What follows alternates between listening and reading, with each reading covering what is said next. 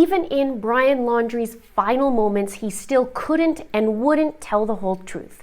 Brian wrote an 8-page note before his suicide. And we've been waiting for this notebook to be made public for quite some time now. That notebook was found where he committed suicide in Florida. In the note, he addresses Gabby, he talks about Gabby, his family, and what happened in a final statement. But even in the end, Brian wanted to appear as the good guy, just like we saw him try to do in that Moab body cam video on the side of the road back in August. So we're gonna rip into this note and we're gonna break it down. So now, let's get into it. Brian's 8-page letter is definitely interesting. On the surface, he sort of takes responsibility, but really, he doesn't take responsibility. In a previous video in this case, I talked about Brian's pattern and his confessions without a confession. Kind of saying what happened, but doesn't say it directly. Brian is leaving crumbs. A confession without a confession, in my opinion, tells. If this is indeed Brian texting, which I believe he was. People have patterns, and this is his. The truth is also in the details. Something happened to Gabby where she lost her life, was left stranded and dead. Brian fled the scene, and the only way, the clever way to let it out, without fully confessing, were these texts. He goes home, he stays silent, he lawyers up, doesn't tell authorities where she is or was. He creates Spotify playlists with questionable songs on them, referencing he knows she's gone. And now he's gone, but maybe he won't be silent for very long, even though he's nowhere to be found. People have patterns. I created a video a while ago in this case that's been pretty controversial, but I still stand by it. It had to do with a text from Gabby's phone made to Gabby's mom, Nicole. Can you help Stan? I just keep getting his voicemails and missed calls. It had nothing to do with Gabby's grandfather, whose name is Stan. It's Brian's confession without a confession, like Chad Daybell and his raccoon text. And I also did a video that had to do with the next text. No service in Yosemite. Can you help Stan? I just keep getting his voicemails and missed calls. Stan killed his girlfriend, who can only get missed calls and voicemails. On the 27th, this was written, and on the 30th, as I stated, no service in Yosemite was a tagline, not a text. And this text 3 days before wasn't regarding Gabby's grandfather directly. It was another tagline and another tell, a pattern for the texter. Can't get a hold of Gabby, there's no service. And the word Yosemite, which means to kill others. 2 confessions in 3 days, with kill as the common denominator and silence in both. My videos were created before Gabby was found, and based on those theories and my videos, I had predicted that she would have been choked or strangled. And the cause of death was manual strangulation. I also talked about her being in water because of this Stan video. And here in this letter, he does talk about her being in the water, although I believe it's a load of crap by Brian of what actually happened. I'll have those controversial videos at the end of this video and also in the description box below. I still stand by both of them. Now let's dive into the letter and the first observation. Right away, what's interesting is on page 2 to 8, Brian writes in the lines, but on page 1, he doesn't. It's all over the place. But why not the first page? And then I wonder if it's on purpose. So I looking and thought, well, maybe he's trying to make some sort of rainbow, or maybe, I don't know what it could be. Let me know your thoughts in the comments below. I do remember when Gabby was found, it was said that there was a beautiful rainbow over where she was, which I find interesting, but Brian wouldn't have known that. Page 1, this is to Gabby. Brian says, I wish I was right at your side. I wish I could be talking to you right now. I'd be going through every memory we made, getting even more excited for the future. But we've lost our future. I can't live without you. I've lost every day we could have spent together. Every holiday. I'll never get to play with Kat, and that's illegible. Again, never go hiking with TJ, which is Gabby's brother. I loved you more than anything. I can't bear to look at our photos to recall great times because it is why I cannot go on. When I close my eyes, I will think of laying on the roof of the van, falling asleep to the sight of a meteor shower at the Crystal Geyser. I will always love you. Looking up the Crystal Geyser, it seems to be in Green River, Utah, about 50 minutes away from Moab, which is where we saw Gabby and Brian on the side of the road with the body cam footage, and they were around Moab in the middle of August 12th to be exact. Now let's go to this one line that really stood out to me, because words are important. It says, I loved you more than anything. I can't bear to look at our photos to recall great times because it is why I cannot go on. This is about him. This isn't really about ownership of her murder. He can't go on because he can't look at her photos. Not he can't go on because I murdered you. Page 2. This is about Gabby. He says, if you were reading Gab's journal, looking at the photos from our life together, flipping through old cards, you wouldn't want to live a day without her.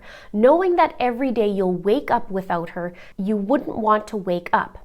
I'm sorry to everyone this will affect. Gabby was the love of my life, but I know adored by many. I'm so very sorry to her family because I love them. I'd consider her younger siblings my best of friends. I am sorry to my family. This is a shock to them, as well a terrible grief. I'm going to extract 2 lines from here. Number 1, he says, I'm sorry to everyone this will affect. Gabby was the love of my life, but I know adored by many. Well, he separates others who love Gabby as well. Gabby was the love of my life, but I know adored by many. Not and adored, not others also love her, but we know from others in this case that Brian was possessive, and he's separating people here again. Next line, he says, I'm so very sorry to her family because I love them. Not because he killed Gabby, he's sorry because he loves them. More about Brian. Page 3.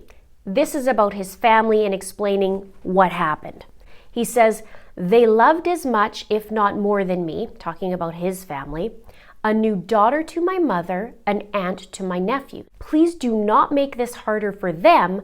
This occurred as an unexpected tragedy. Now, this is where it tells me, in my opinion, he is writing this for the public, not anybody else in the family, the public. He says, please do not make this harder for them. This occurred as an unexpected tragedy. He wants to reiterate that this tragedy was unexpected and nothing more. It was just, just something that happened. Notice also he says a new daughter for my mother. He didn't say for my father as well or my parents, just his mother.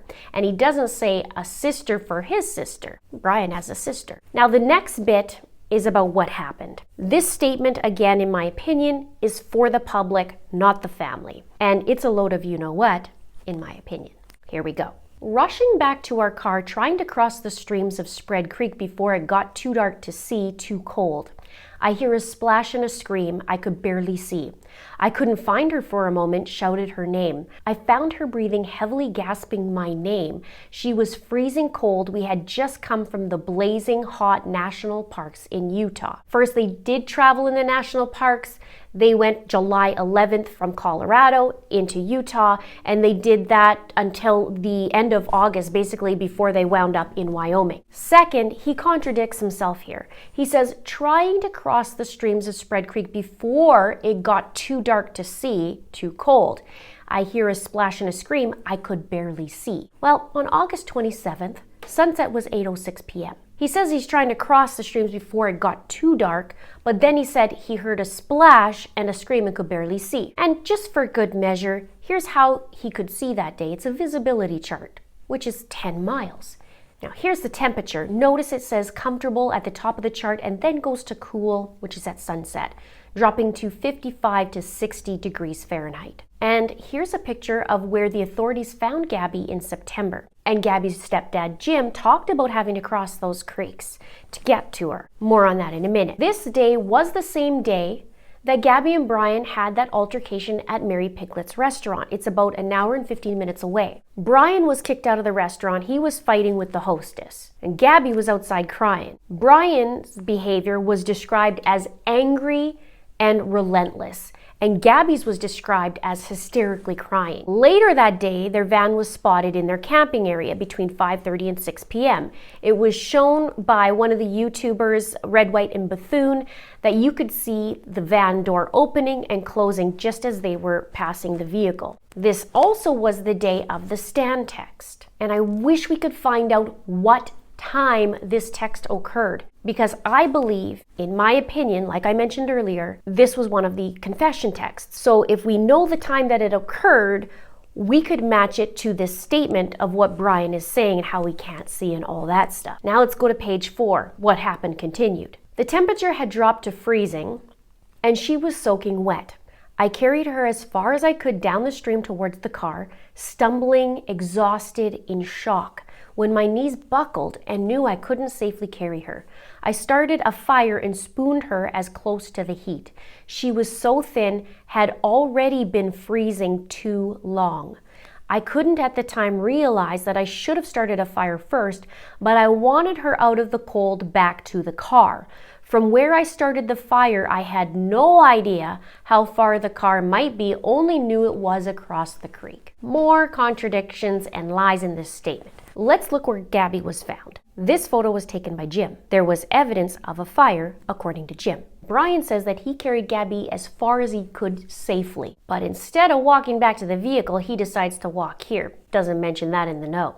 You know how far it was to the van? A 5-minute walk. So he says he started the fire, and then he said he couldn't realize that he should have started the fire first. First from what? Did he leave her there and then come back to start the fire to continue his narrative? Brian hikes all the time. He's been traveling for how long? And he had no idea where the van was? Yeah, right. I call BS. Let me know your thoughts below. Here's what Jim said on Dr. Phil. He said, so you have to cross over this creek bed, this rock area, and go through these tributaries. And once you get on the other side, it's just some trees sparsely placed throughout and a lot of sagebrush, a lot of low brush. It was in an area where there was a few trees and there was the remnants of a fire ring there. There was a clearing where I would assume, knowing I have a similar tent, where I would place my tent, and that opening would face out overlooking the mountain range. Nicole says it wasn't far from the van, it was a 5-minute walk. Also, Brian says he was in shock in that statement. Shock from what? He said, I carried her as far as I could down the stream towards the car, stumbling, exhausted, in shock, when my knees buckled and I knew I couldn't safely carry her. Utter drivel. Page 5. More drivel and painting himself like a hero. He says, when I pulled Gabby out of the water, she couldn't tell me what hurt. She had a small bump on her forehead that eventually got larger. Her feet hurt, her wrist hurt, but she was freezing, shaking violently. While carrying her, she continually made sounds of pain. Laying next to her, she said little, lapsing between violent shakes, gasping in pain, begging for an end to her pain. She would fall asleep and I would shake her awake, fearing she shouldn't close her eyes if she had a concussion. I think this paragraph explains a lot, but not the way he states it. Here's my first question. Did he shake her violently and she couldn't say what hurts because she was knocked down unconscious and that's why she got her bump? Was there a bump? And is he begging to end her pain? We don't know Gabby's detailed autopsy. We just know that she died by manual strangulation. And remember, they were fighting in that restaurant too that day. So it was a big day. Also, Brian goes from worried about her falling asleep and being unconscious to killing her. Now, let's look back at this paragraph because this is interesting. I bolded the bits. She couldn't say what hurts. She was shaking violently and begging for an end to her pain. No, she was begging for her life. I'm going to circle back to this in a minute. Page 6, more BS. He says, she would wake in pain, start her whole painful cycle again while furious that I was the one waking her. Yeah, because you're a woman beater. She wouldn't let me try to cross the creek. Thought like me that this fire would go out in her sleep and she'd freeze. I don't know the extent of Gabby's injuries, only that she was in extreme pain. Good one, Brian. Good try. Good try. According to Brian here, this is all her fault. And he sounds like this is a giant pain in the arse. She'd start the whole painful cycle again and she's furious that he's the one waking her. It's her fault. She wouldn't let me try to cross the creek. Insert excuse. Can't leave her, the fire would go out. What was I to do? It's a 5-minute walk. They have phones. He could easily text the stand statement that day, but couldn't call for help, couldn't go back to the van, couldn't get a medic. She's the love of your life, right?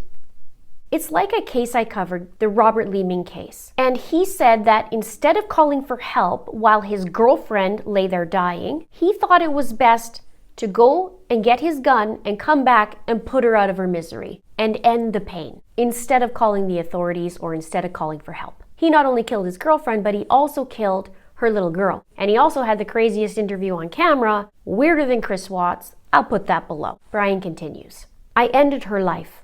I thought it was merciful, that it is what she wanted, but I see now all the mistakes I made. I panicked. I was in shock. But from the moment I decided, took away her pain, I knew I couldn't go on without her. Shock from what? And that one statement, I ended her life, that's probably one of the few truthful statements in this entire garbage 8-page letter. That and Gabby was loved and adored by others. That's a fact. So now he says he's merciful, bringing someone relief from something unpleasant is what that means. He's a good guy. How noble of you, Brian Laundrie. But you know how long it takes to kill someone by strangulation? Well, according to Dr. Dan Field, who is a board-certified emergency physician and expert witness in strangulation and homicide cases, he says it is a long, deliberate process. He says it takes roughly between 62 seconds and 157 seconds. So, 1 minute to 2.5 minutes. Just think about that. In fact, as I keep talking, watch the clock on this video as the time goes, and that's how long it takes. And remember that bolded statement I showed you a minute ago? It's interesting because here's what happens when someone gets strangled. They can lose consciousness within the first 5 to 10 seconds, and then a seizure can occur between 11 and 17 seconds, aka shaking violently. So the question is, did he kill her face to face? Or did he kill her while he was spooning her by the fire? He's a coward. Page 7. Now, fleeing back to Florida, he says, I rushed home to spend any time left with my family. He certainly did. He left his love of his life in the wilderness dead and stole the van that wasn't his, driving home with questionable tunes he was listening to, not to mention stealing Gabby's money from her bank account while he had a bunch of money in his account. He continues, I wanted to drive north and let James or TJ kill me, but I wouldn't want them to spend time in jail over my mistake, even though I'm sure they would have liked to. Again, Mr. Nice Guy. I wanted to let James or TJ kill me. I don't think it's a game of letting. But since I'm such a nice guy, I don't want them to spend time in jail. So I spared them. He says, I am ending my life not because of a fear of punishment, but rather because I can't stand to live another day without her. I've lost our whole future together, not we. Every moment we could have cherished. I'm sorry for everyone's loss. Please do not make life harder for my family. They lost a son and a daughter. The most wonderful girl in the world, Gabby, I'm sorry. Now again, he's not really taking ownership. He says he's gonna kill myself because he can't be without her. In his mind, it's her fault that she got killed based on these statements. He's only doing this because he can't live without her, not the fact that he actually killed her and can't live with the guilt. It's just like the pictures he mentioned earlier, the photos of Gabby. He lost his future, he lost this, he lost that. What about Gabby's future? What about what he stripped away from her? What about Gabby? What about what she lost? Page 8 is about his suicide. I have killed myself by this creek in the hopes that animals may tear me apart, and they did. That it may make some of her family happy. See, I'm a good guy. I'm gonna go and do this, and I chose here so you guys can be happy. I'm a good guy. And like I said, he did get ripped apart. There wasn't much of him left. They had to actually piece him together. And it was known that there was a lot of wildlife in that area, and also alligators or crocodiles or whatever they are, maybe both. And he continues this note, he finalizes this note with a PS. Please pick up all of my things. Gabby hated people who litter. More good guy. Who's shaking their head back and forth like this is ridiculous? Let me know, because it's disgusting. Now I'm told there's another note that Brian gave to his family on his phone. That would probably be the real one because I'm told that he was asking to delete it. Let me know if you know more about this. I previously have said I wouldn't doubt if Brian left a voice recording or something on his phone. And here we are. Brian does not have remorse. It's Gabby's fault, and he's the good guy. Check out my Stan video here and my No Service in Yosemite here. Thank you so much for watching. We'll see you soon.